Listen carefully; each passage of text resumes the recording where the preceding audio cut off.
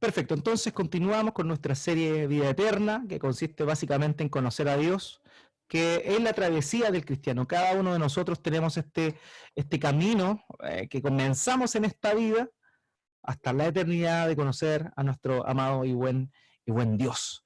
Hemos visto, hemos visto nosotros, ¿cierto?, varios atributos de forma previa. Hemos hablado de la infinitud de Dios, hemos hablado de la inmensidad de Dios, hemos hablado también de la omnipresencia de Dios.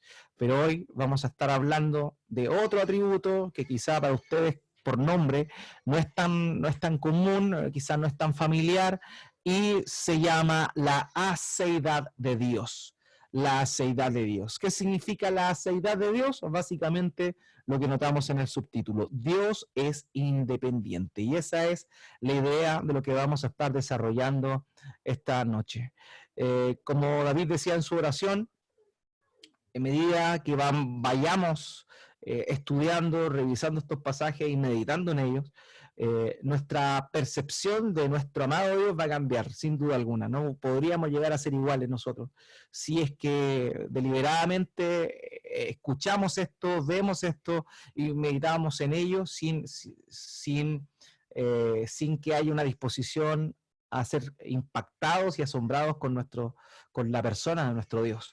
Por tanto, esa es también la misión de todo lo que estamos llevando a cabo. Hoy entonces hablaremos de la aceidad de Dios, que significa básicamente en que Dios es independiente, independiente.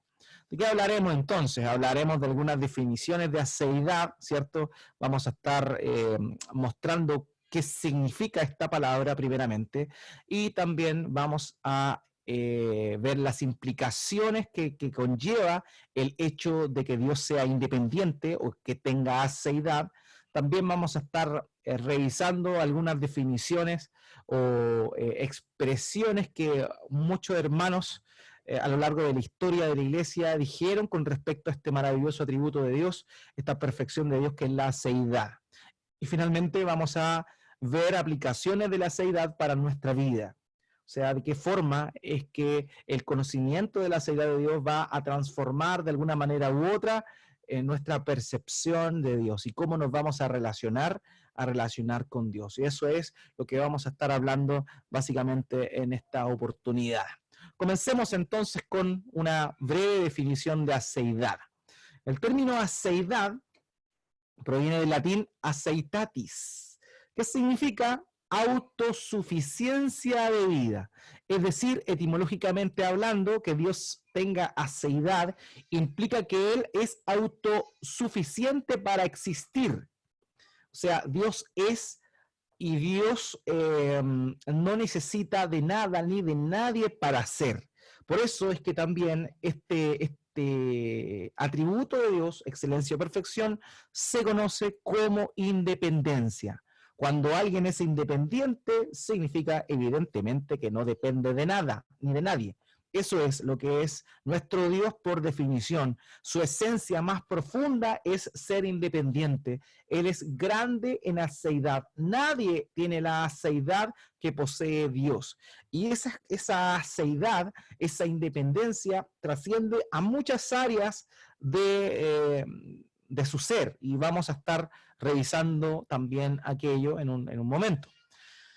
Las implicaciones de la aceidad de Dios. En primer lugar, hermanos míos, significa que Dios tiene todo en sí mismo. Dios tiene todo en sí mismo. Todo está contenido en Él. Todo lo que Él, si Él necesitara algo, cosa que no lo hace, todo lo que Él necesitaría está dentro de sí mismo. Y esto es algo de pronto que es difícil para nosotros comprenderlo, puesto que como seres humanos sí somos dependientes, necesitamos y dependemos de muchas cosas. Nuestra vida depende de nuestro estado de salud, cosas que nosotros no podemos manejar. También el lugar que ocupemos, ¿cierto? El trabajo en el cual nos desenvolvamos va a depender de las capacidades que tengamos o de las habilidades desarrolladas que tengamos en algunas áreas más que en otras. Entonces, para nosotros, por ejemplo, esos dos ejemplos nos muestran que somos sumamente dependientes. La mayoría de nosotros somos trabajadores dependientes, que significa que trabajamos con un contrato, ¿cierto? Y que dependemos de ese empleador para recibir un sueldo. Entonces, este concepto de dependencia es lo más común para nosotros. Entonces, cuando hablamos de que Dios es independiente, de pronto nos va a costar asimilar esa tremenda verdad. Obviamente, la razón es que Él es independiente, o sea, no necesita de nada. Dios tiene todo en sí mismo, mientras que nosotros somos opuestamente lo contrario. Dios no necesita de nadie ni de nada. O sea, no hay ninguna persona, ningún ser que Dios necesite para existir, ni nada material o espiritual que Él requiera para ser. Entonces, este atributo de deidad es muy importante porque nos muestra también, como lo dijimos, habla de la infinitud de Dios. Entonces, nos muestra a este Dios ilimitado que no está sujeto a nada y en realidad ante el cual todos están sujetos. De aquí, de la seidad de Dios, surge su atributo de ser rey, de ser el Señor de todo, porque si Él es autosuficiente, Él no necesita de nadie, pero todos necesitan de Él. Eso significa que Él es rey, que Él es el gobernante, el regente universal, por tanto, todos dependen de Él. Entonces, en virtud a este atributo perfección, estamos diciendo que Dios es soberano. Y ahí vamos a ver más adelante también la soberanía de Dios y cómo afecta la soberanía de Dios en muchas esferas. Pero por lo pronto vamos a estar hablando de dónde surge este señorío de Dios, este reinado de Dios, este gobierno de Dios que nace precisamente de su autosuficiencia. Dios no necesita de nada ni de nadie para ser. Y eso es tremendamente importante. Entonces, ¿cierto? Vemos esto, Dios tiene todo en sí mismo, es todo suficiente. Segundo lugar, no necesita de nadie ni de nada para ser. Y lo tercero, y que obviamente concluimos sale de lo mismo, Él es la fuente de todo ser. Todo lo que existe proviene de Él. Proviene de Él, lo que le da la primacía por sobre todas las cosas. No solo por sobre lo creado, Él es mucho más grande que todo lo creado. También Él es autoexistente, es decir, que antes de Él no hay Dios. Y Isaías 45 es claro en mostrarnos eso. Antes de Él no hay Dios, ni existirá Dios después de Él. Él no fue creado por un Dios. Y esa es una pregunta de pronto que yo he escuchado que algunos niños hacen a sus padres, le preguntan, pero ¿quién creó a Dios? Y la respuesta es nadie, nadie. Dios es, Él nunca tuvo un comienzo y Él nunca tendrá un final, Él es. Él es el motor de todo lo que existe, Él es autoexistente, Él extrae de su propio ser su inagotable energía. Todo lo que tiene movimiento proviene de la potencia dada por Dios. Sin embargo, Él no extrajo su poder desde ningún lugar. Él no fue creado por un Dios superior. Y eso es maravilloso. En quinto lugar, la seidad está relacionada con su nombre. Cuando Dios se da a conocer en el Antiguo Testamento por primera vez, en el Éxodo capítulo 3, vamos a revisar más adelante ese pasaje. Recordemos el contexto. Dios se manifiesta a Moisés en un monte Sinaí a través de una zarza ardiente y le encomienda la misión de ir a Egipto y liberar al pueblo hebreo que se encontraba en esclavitud por muchos años. Entonces, cuando ocurre esa situación, Moisés le dice, bueno, y cuando llegue delante del pueblo y les diga, Dios les ha mandado o los ha llamado a libertad, ¿qué Dios? ¿De qué Dios estamos hablando? ¿Cuál es tu nombre? Para que tu pueblo te conozca. Entonces es ahí donde en Éxodo capítulo 3 Dios se manifiesta como el yo soy, un nombre, ¿cierto?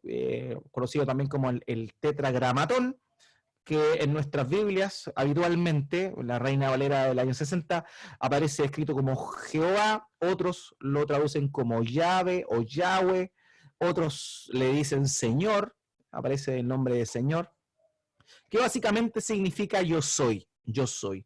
Y esa expresión hebrea yo soy, tetragramatón, está compuesto por cuatro letras del alefato hebreo, Yod, Hei, Bau, Hei, y esas cuatro letras tienen una implicación tremenda, porque significa, o la conjugación verbal es una conjugación atemporal, es decir, significa yo fui, yo soy y yo seré, hablando también de la eternidad de Dios y que Él es simplemente, Él es el origen de todo lo que existe, porque Él es.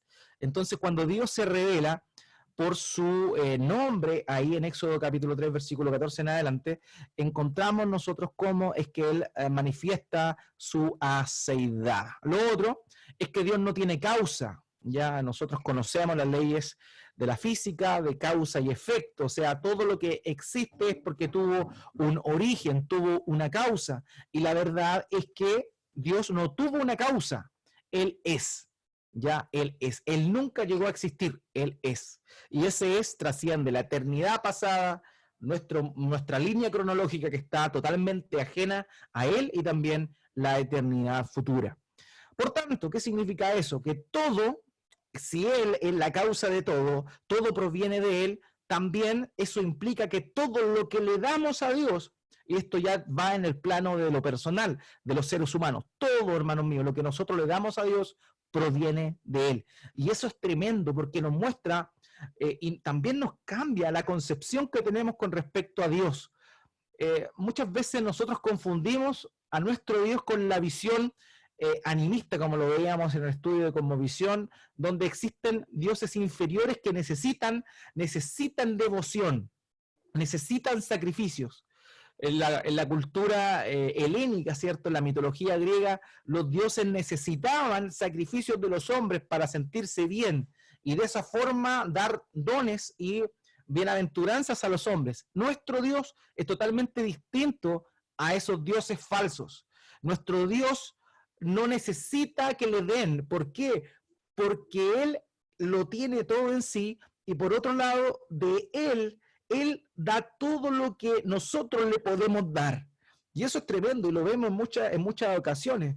Recordemos cuando en los primeros hijos de Adán, lo que tiene que ver con Caín y Abel, ¿cierto? En un momento determinado ofrecieron sacrificios a Dios y Dios vio la ofrenda de Abel con buenos ojos, mientras que la de Caín no la vio con buenos ojos. Ahora, ¿cuál es la diferencia?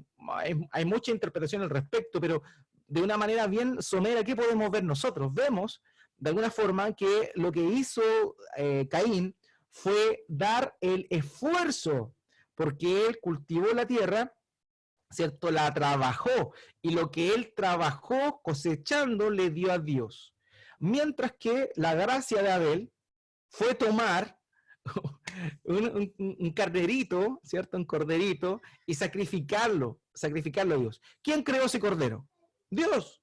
O sea, Dios mismo es el que da lo que el hombre le va a ofrecer a Dios. O sea, Él es la causa y Él es el fin. Entonces eso es tremendo, porque también nos lleva a cambiar nuestra percepción del Dios que tenemos. Y lo vamos a ver más adelante en las aplicaciones. Entonces, todo lo que le damos a Dios proviene de Él. Todo proviene de Él.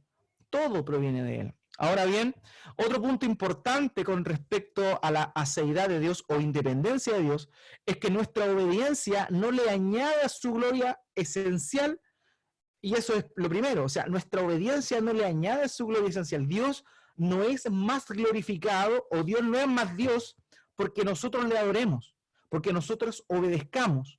O sea, el hecho de que nosotros le adoremos no lo hace a Él ser mejor o más importante. Muy distinto a la visión animista, ¿cierto? Que manifiesta que los dioses más poderosos eran los dioses que más adeptos o más fieles tenían. Entonces, eso nos muestra aquí claramente que nuestro Dios es totalmente distinto, radicalmente distinto al pensamiento que el animista tiene. ¿Ya? Nuestra obediencia no le añade a su gloria esencial. Él sigue siendo tal cual, aunque nosotros le glorifiquemos. Y también, de la misma forma, nuestro pecado no le quita méritos a Él. O sea, pese a que evidentemente nuestro pecado es un atentado contra la santidad de Dios, aún así él no es menos Dios porque el mundo peca. Él sigue siendo Dios pese a que tú y yo pequemos. O sea, a él no se le quitan méritos porque su creación falle. Y por último, otra implicación de la aseidad o independencia de Dios es que Dios hace lo que quiere. Y eso es lo que también de alguna forma anticipaba con la idea del señorío. Que Dios tenga aseidad significa que Él hace lo que quiere. Él es rey. Todos dependen de Él no depende de nadie. Entonces, podríamos decir con certeza que estas son las implicaciones. Evidentemente pueden haber muchas más, pero creo que con esta es suficiente para que meditemos en función a este maravilloso atributo de Dios, que es la seidad o independencia. Vamos a ver algunos pasajes ahora. Vamos a ver algunos pasajes en la Escritura donde se reafirma, obviamente todo lo que he manifestado, lo que dije no nació de mí, está sustentado por la palabra de Dios. En Juan, el Evangelio de Juan, capítulo 1, versículo 3, dice la siguiente declaración, y aquí está hablando del verbo, está hablando del Hijo de Dios, del verbo. Y si obviamente el Hijo tiene esta característica, el Padre también la tiene y el Espíritu Santo también lo tiene. Creo no haber mencionado esto, pero es obvio, creo yo, para quizá algunos, tal vez a otros no lo habían meditado, pero la verdad es que todos los atributos de Dios están contenidos en todas las personas de la divinidad. El Padre posee todos los atributos, el Hijo posee todos los atributos y el Espíritu Santo posee todos los atributos. O sea, Dios es uno en tres personas y cada una de esas personas en su ser manifiesta los mismos atributos. Por tanto, aquí en Juan capítulo 1, versículo 3, donde dice, todas las cosas fueron hechas por medio de Él, y sin Él nada de lo que ha sido hecho fue hecho, está refiriéndose al Hijo, pero obviamente nos está mostrando la aseidad de Dios en el hecho de que Él es el mediador, el Hijo de Dios, el Verbo, antes de encarnarse, fue el medio por el cual todas las cosas fueron creadas. O sea, sin el Verbo, nada de lo que ha sido hecho fue hecho. O sea, hay una dependencia de todo lo creado en función a la segunda persona de la Trinidad, es decir, el Hijo de Dios. Entonces, eso es importantísimo. Él es quien creó todo. Y sin Él, nada de lo que hay existiría. Otro pasaje que nos muestra esto, el que le comentaba anteriormente en Éxodo capítulo 3, versículo 14, donde Él se da a conocer y muestra su nombre. Y dijo Dios a Moisés, yo soy el que soy. Y añadió, así dirás a los israelitas, yo soy, me ha enviado a ustedes. Y aquí, ¿cierto? El yo soy, ese nombre, yo soy, es el tetragramatón, Jehová, Yahweh, Yahvé, como sea.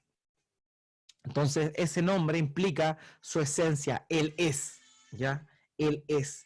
El que era, el que es y el que será. Él es. Esa es la idea de este nombre con el cual Él se revela a Moisés. Otro pasaje, es el que aparece aquí en Juan, capítulo 5, versículo 26, donde vemos, ¿cierto?, la importancia de... Un segundito, ahí sí. Donde vemos la importancia de Dios en función a todo lo que existe. Hermanos míos, la vida emana de Dios. Todo lo que existe y tiene vida proviene de Dios. Y es aquí donde el naturalismo, ¿cierto?, que potencia la idea de la evolución, de la macroevolución, es que está tan equivocado. La vida, todo lo que tiene vida proviene de la vida, ¿ya? O sea, solo lo vivo puede emanar vida.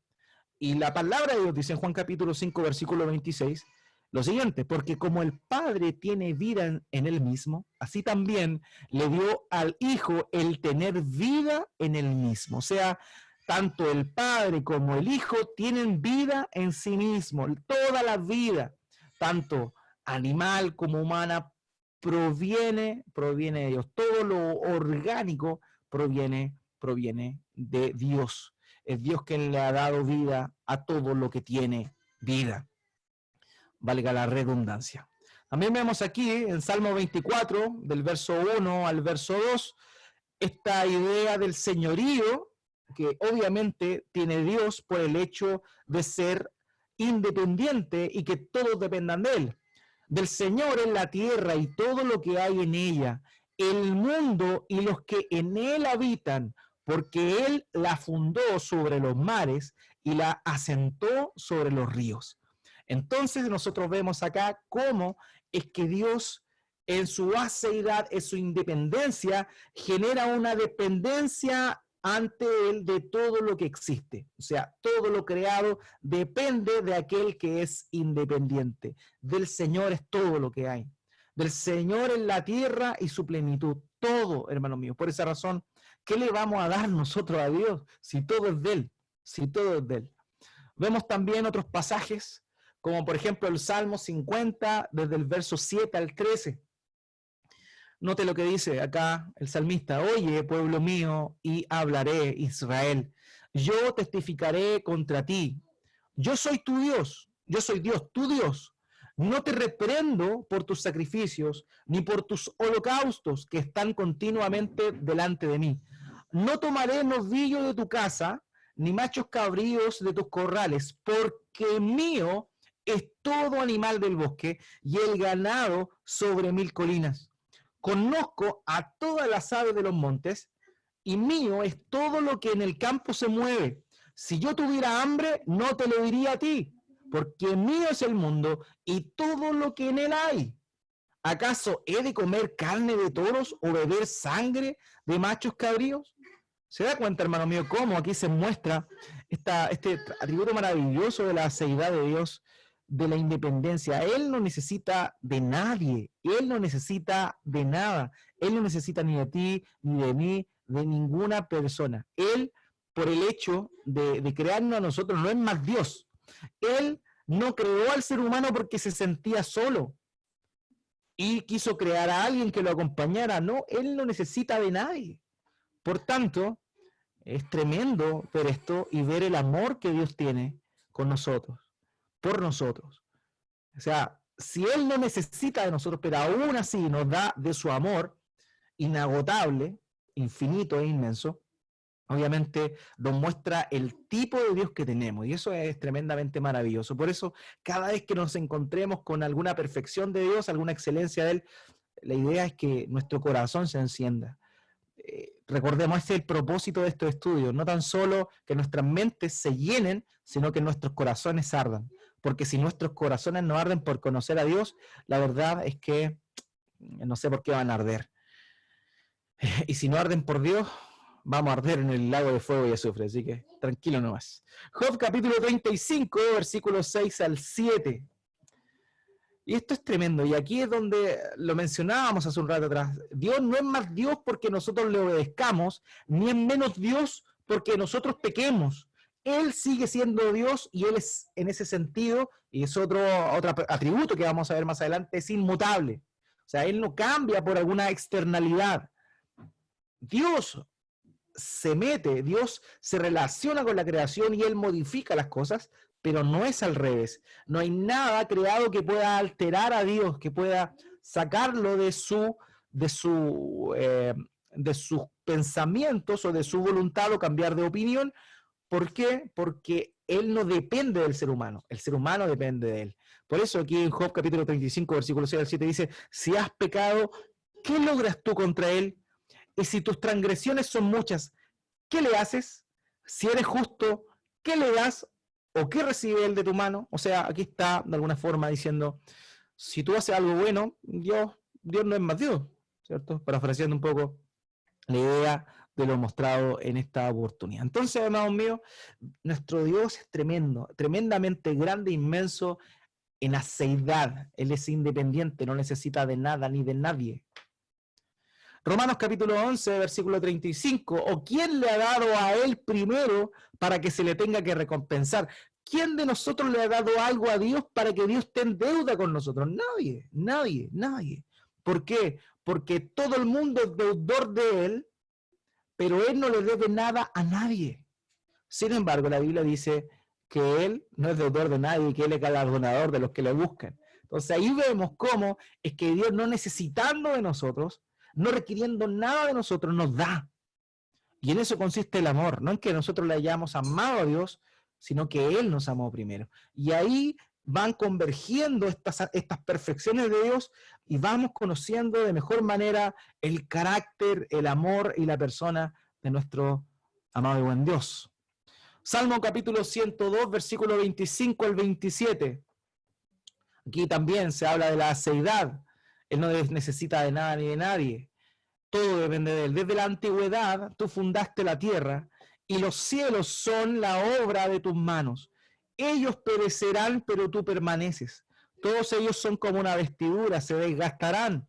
Como vestido los cambiarás y serán cambiados. Pero tú eres el mismo y tus años no tendrán fin. Este pasaje obviamente también nos habla mucho más de su inmutabilidad, pero también donde habla de la antigüedad y que todo es obra de sus manos, se habla también de su aceidad y la dependencia de la creación ante su persona.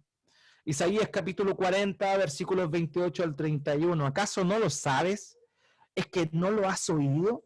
El Dios eterno, el Señor, el creador de los confines de la tierra, no se fatiga ni se cansa. Su entendimiento es inescrutable. Él da fuerzas al fatigado y al que no tiene fuerzas aumenta el vigor. Aún los mancebos se fatigan y se cansan, y los jóvenes tropiezan y vacilan, pero los que esperan en el Señor renovarán sus fuerzas, se remontarán con alas, como las águilas correrán y no se cansarán, caminarán y no se fatigarán. Él es el Dios eterno, el Señor y el creador de los confines de la tierra. Él no depende de nadie, todo lo creado depende, sin embargo, de Él. Apocalipsis, capítulo 4, versículo 10. Los 24 ancianos son la figura, ¿cierto?, del pueblo de Dios que aparece reflejado aquí en el libro de Apocalipsis, en la visión que tiene el apóstol Juan, estando en la isla de Patmos.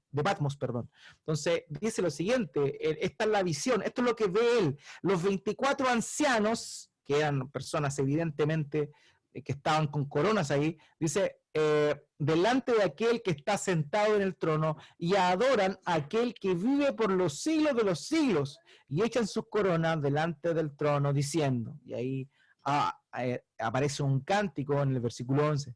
¿Qué quiero decir cuando pongo este pasaje? Es que los 24 ancianos, que se supone que son la representación máxima del pueblo de Dios, entre los cuales se encuentran primeramente los 12 discípulos, ¿cierto? Y también otras 12 personas que no sabemos la identidad de esas personas, no aparecen descritas ahí. Sabemos que 12 tronos le corresponden a sus apóstoles porque el mismo Señor Jesucristo lo prometió cuando estuvo con ellos en su ministerio terrenal. Por tanto, eso sí es seguro, pero los siguientes 12 ancianos que aparecen ahí no conocemos su identidad. Pero estas personas que han sido exaltadas a ese lugar, lo único que hacen es echar sus coronas delante del trono, dando gloria al Cordero que está ahí sentado en el trono. Entonces, ¿qué es lo que nosotros vemos acá? Vemos esta idea de que el ser humano, estos ancianos que recibieron coronas, galardones, rinden las coronas que tienen ellos y se las tiran al Cordero, se las echan delante del Cordero, manifestando que Él es Rey por sobre todo. Pero ahí hay un mensaje también tras líneas.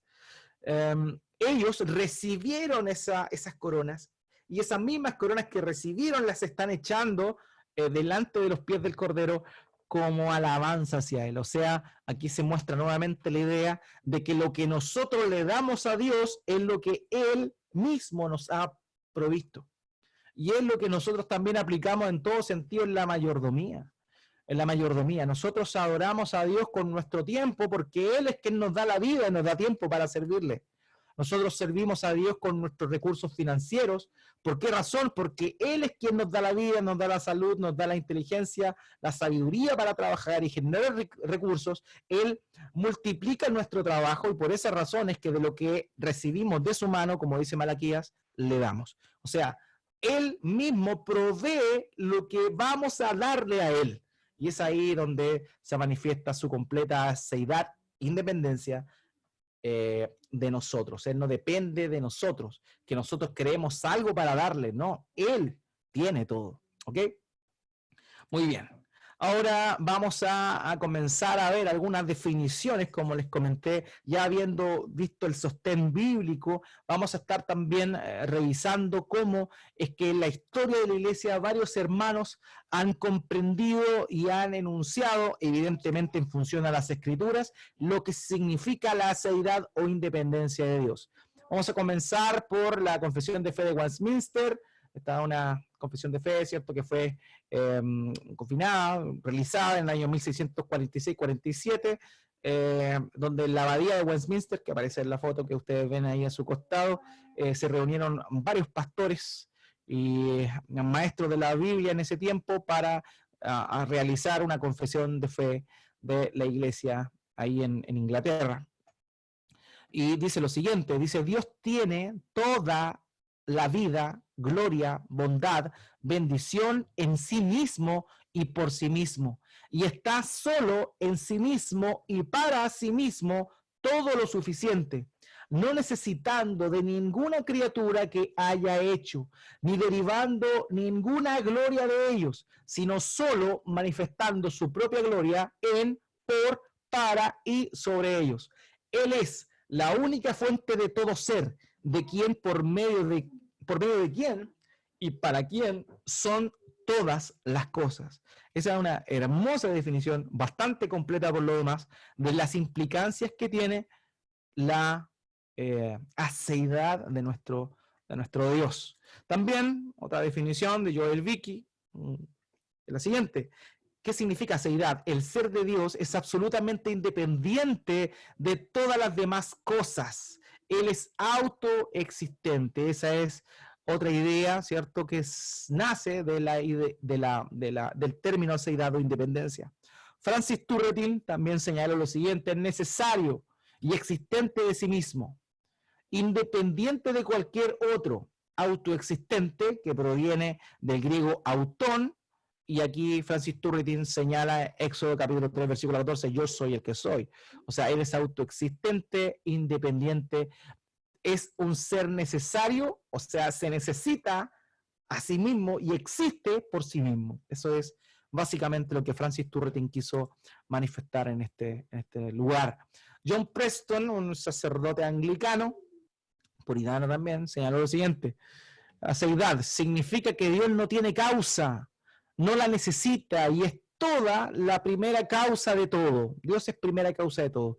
Como enseña la Escritura, Dios es el primero y el último, el alfa y la omega, el principio y el fin, la fuente desde la cual todas las criaturas existen y para quien todas ellas existen. O sea, es la fuente de la existencia y el motivo por el cual existen. Eso es lo que señaló John Preston en esta oportunidad. También, luego, un poco más contemporáneo, J.I. Packer señala que la aseidad o independencia de Dios significa que Él tiene vida en sí mismo y extrae de su propio ser su inagotable energía. En latín, el término aseidad significa de sí mismo. Y también vamos a ver otra definición.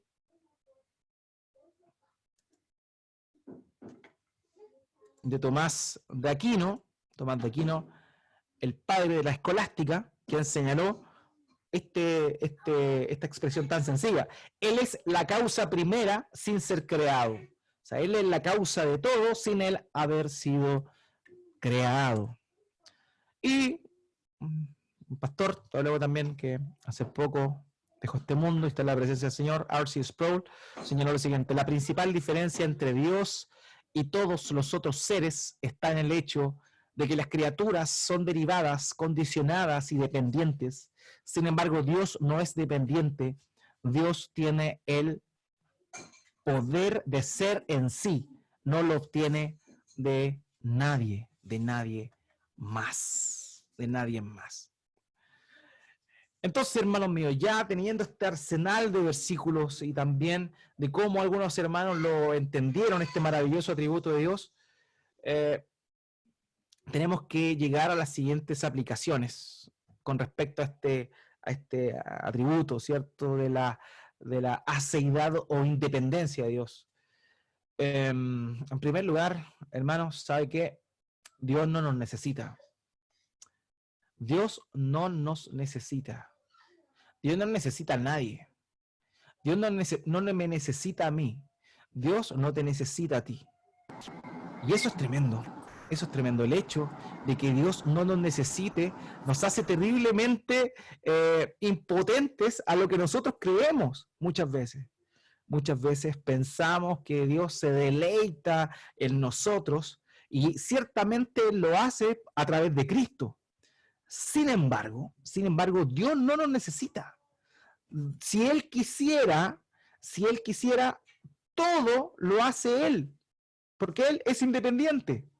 Pero lo maravilloso es que pese a Él ser independiente, Él a nosotros nos da el privilegio de servirle en distintas cosas, en distintas áreas, de diversas maneras. Y eso es tremendo porque nos habla de este Dios que es totalmente independiente, pero que a la vez es amoroso y nos permite a nosotros, por intermedio de Cristo, servirle. O sea, eso nos cambia obviamente nuestra percepción de Dios. Él no necesita de ti, Él no necesita de mí. Sin embargo, Él está esperando que alguien diga, heme aquí, envíame a mí. Como el profeta Isaías responde cuando tiene esa visión y escucha que dice, ¿a quién enviaremos? ¿Quién irá por nosotros? Y Él dice, heme aquí, envíame a mí. Cuando nosotros vemos eso, vemos la tremenda gloria de Dios, la santidad de Dios, la independencia de Él, pero también que es nuestro Dios.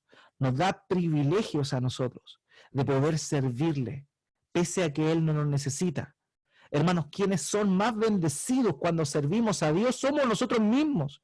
Dios permite que nosotros le sirvamos para que los beneficiados seamos nosotros mismos, porque Él no es más, Él no sube su gloria por el hecho de que nosotros le sirvamos, porque la verdad a rajatabla es que Él no nos necesita.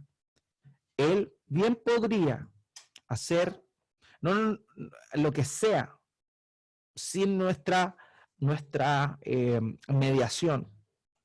Dios podría a cada uno de nosotros darle una revelación espiritual por medio del Espíritu Santo, con leer la Biblia solamente, y mi trabajo como pastor y maestro ya estaría de más. Dios no me necesita a mí, pero Dios en su misericordia ha Se está escuchando establecido. mal. ¿Se escucha mal? ¿O no? Ya, los hermanos escuchan bien. Yo escucho bien. Perfecto, entonces seguimos, hermano Ismael. Entonces, ¿qué pasa? En su infinito amor, Dios nos permite, nos da el privilegio a nosotros de servirles a Él. Y eso es tremendo, es tremendo. Dios no necesita mi oración. Sin embargo, Él me manda a mí a relacionarme con Él por intermedio de la oración, porque el mayor beneficiado de la oración soy yo. Pero no tenemos que olvidar eso. Muchas veces en nuestra concepción religiosa, nosotros tristemente empezamos a pensar que Dios depende de nosotros. Y es como empezamos a ver las cosas desde una perspectiva, digamos, orgullosa de nuestra parte. Es como que Dios no podría predicar a las demás personas si no me usa a mí para predicar el Evangelio. Y la verdad es que Dios, si quisiera, lo haría, no tiene ningún problema, no tiene ningún impedimento. Entonces ninguno de nosotros debe ser arrogante, ninguno de nosotros debe ser soberbio por ser usado por Dios, porque Dios no nos necesita. Y así donde tristemente nosotros vemos muchas personas que tienen un ego, comillas, espiritual, porque ellos son usados por Dios, porque Dios les muestra cosas, porque Dios les demuestra sueños, visiones, y le lleva a exhortar a otras personas, y se empiezan a engordar interiormente pensando que Dios los necesita a ellos, cuando no es así. Hermano, Dios no te necesita a ti y Dios no me necesita a mí. Sin embargo, en su misericordia y amor, Él nos usa para que nosotros nos veamos beneficiados de ese servicio que le estamos dando a Él. Él tampoco necesita nuestra adoración. Sin embargo, nos manda a adorarle, Nuestra adoración es un deber, pero también es un honor. Es un honor. Entonces, somos nosotros los mayores beneficiados de nuestra adoración a Dios. Él no necesita nuestra adoración. Él no va a ser más Dios porque nosotros le adoremos. Sin embargo, Él recibe nuestra adoración y nos permite a nosotros crecer en ella. Por esa razón también el hecho de conocer la aceidad de Dios nos lleva a dar nuestra adoración con gozo. Si sabemos, que Dios no necesita nuestra adoración, sin embargo nos manda a nosotros a adorarle, sabemos que somos nosotros los beneficiados y a la vez lo vamos a hacer con un gozo mayor, lo vamos a hacer con un gozo mayor. ¿Por qué razón?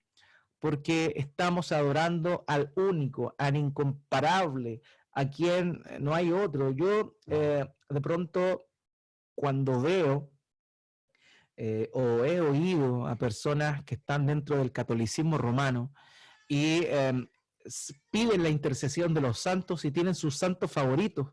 ¿Por qué? Porque hay algunos santos que son, según lo que su tradición les muestra, son mucho más efectivos que otros. Entonces, hay patronos o santos para las causas perdidas, hay santos para las causas que son, digamos, más rápidas, ahí donde algunos le rezan a San Expedito para que las cosas salgan pronto. Entonces, van buscando de alguna forma el santo que más le acomoda para la situación.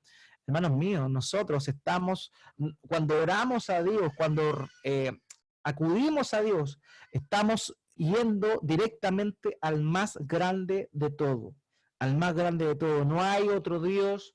Los dioses que conocemos en este mundo son nada en comparación con la perfección, la aceidad e independencia de nuestro Dios.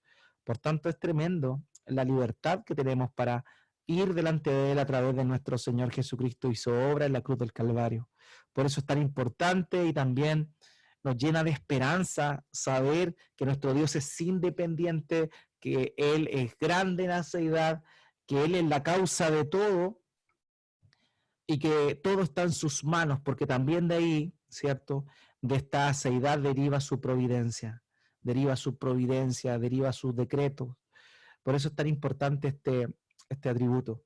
Entonces, amados míos, es así como nos encontramos descubiertos, desnudos, ante el Dios independiente, el Dios lleno de aceidad. Cuando nosotros comprendemos esto, deberíamos llegar a ser mucho más humildes, más humildes, más humildes. Saber que cuando hay algo bueno en nosotros, cuando somos buenos para un trabajo, cuando tenemos alguna habilidad que otras personas quizás no tienen, debemos darle gloria a Dios, porque no tenemos nada que Él no nos haya dado.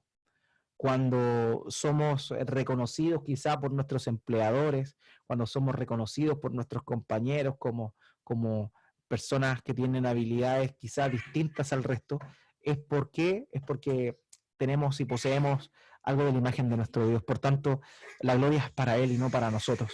En la concepción correcta de la aceidad y la independencia de Dios y nuestra dependencia, consecuentemente para con Él, de nosotros, nos debe llevar a la humillación.